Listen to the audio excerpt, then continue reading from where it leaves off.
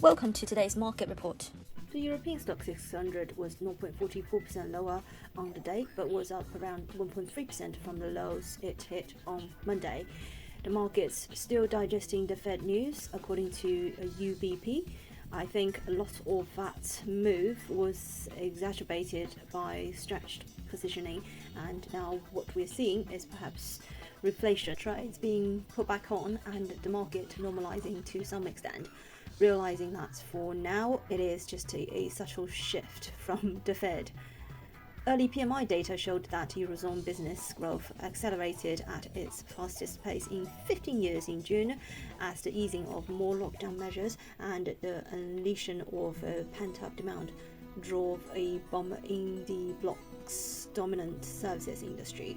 Germany's private sector growth was also lifted to its highest level in more than a decade in June, the PMI survey showed. In France, business activity edged higher, but not as much as expected.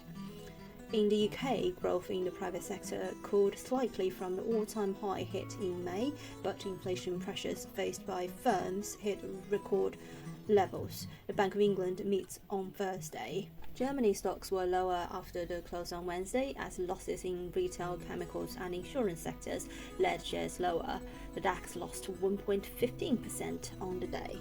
France stocks were lower after the close on Wednesday, as losses in the foods and drugs, gas and water and general financial sectors led shares lower.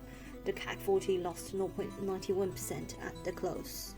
Wall Street and global equity markets were broadly higher on Wednesday after reassurances from the Fed chair. Jerome Powell said that the Fed is not rushing to hike interest rates, while European stocks remained under pressure.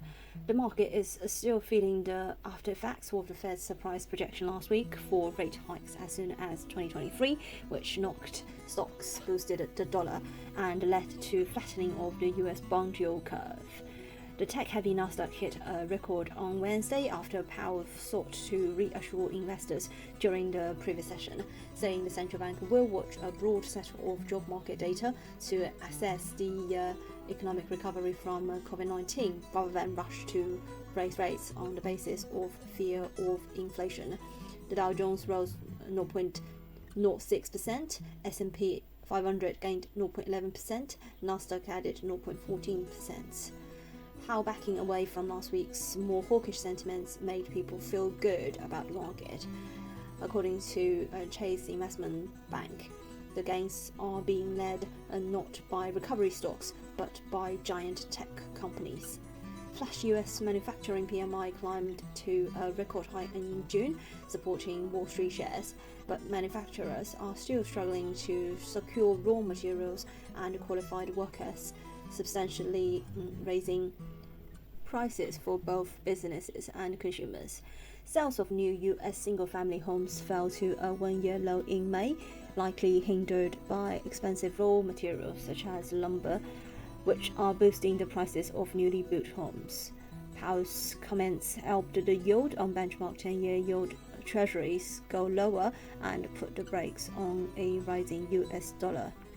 Oil prices jumped to their highest in more than 2 years after an industry report on US crude inventories reinforced views of a tightening market as travel picks up in Europe and North America. The crude oil went up 0.27% at $73.05 per barrel.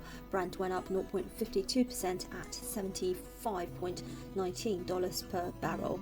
Gold futures was up 0.27% at $1,782.20 per ounce. On the FX front, the GBP-USD pair capitalized on the broad selling pressure surrounding the greenback and closed the last 2 days in the positive territory. On Wednesday, the pair continues to edge higher and was last seen trading at its highest level in 6 days at 139.88, rising 0.3% on a daily basis. The data from the UK showed that market manufacturing PMI retreated to 64.2 in June's preliminary reading compared to analysts' estimate of 64. The euro-dollar pair pulled back after hitting at 119.70, the highest level since last Thursday, whilst the dollar index was last down 0.21% at 91.551.